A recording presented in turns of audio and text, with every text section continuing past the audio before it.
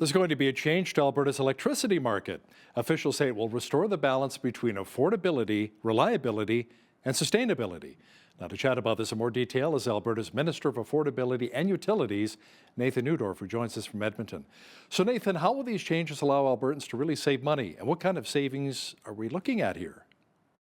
Well, we're looking at balance for the future and protecting the ratepayer. Right now, the costs of development are all paid for by the ratepayer, and there's no balance and direction of what power we need where, what transmission we need where. This sets the rules to allow for that to be brought back into control, into balance, to protect the future costs for ratepayers, no matter where you live or what you do for work. You know, I was looking at some of the bills from my previous provider. Some charged me 22 cents per kilowatt hour. Then I switched to another provider who charged me 14 cents. And now I'm with a company that charges just under 7 cents. Nathan, that's quite a difference. It is, and that's normal in a competitive market. We're the only one in Canada that has that. And there's something like 50 different retailers that can get you the different prices on generation. But we are also going deeper into the work and making sure that we also help control costs on transmission and distribution. We're looking at the entire system to make sure it is built properly and balanced so that Albertans gets benefit of all of those stages along the way in our grid.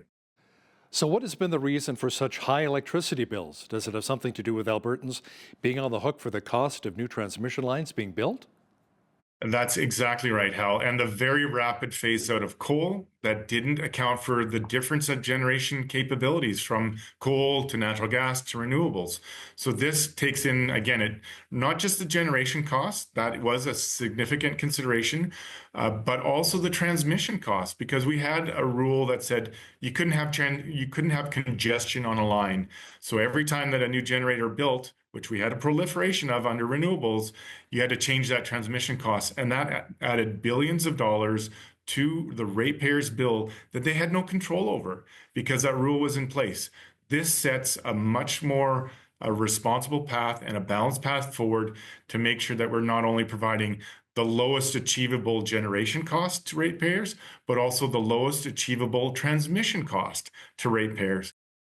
Now, has the influx of around 40,000 people moving to our province over the past year put a strain on our electricity grid? I mean, are we able to accommodate that many more people?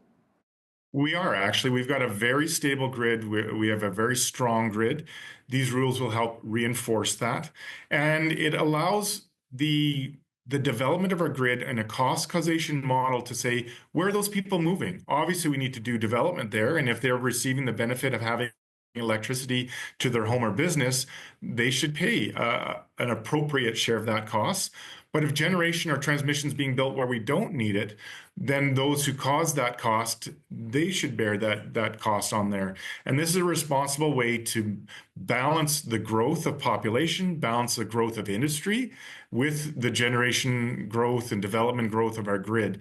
And that's why we think we can accommodate for it. We have enough dispatchable to get us through this winter, even through our population growth. We're in a very stable place right now where we can continue to see development and growth, but where we need it most. Alberta Affordability and Utilities Minister Nathan Neudorf, thanks so much for joining us today from Edmonton.